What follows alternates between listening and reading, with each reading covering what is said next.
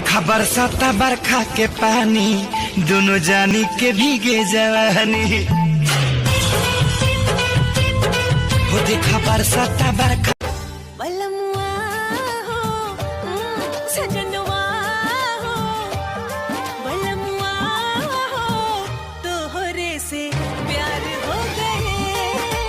प्यार नहीं होला कबो फीता से नाप के।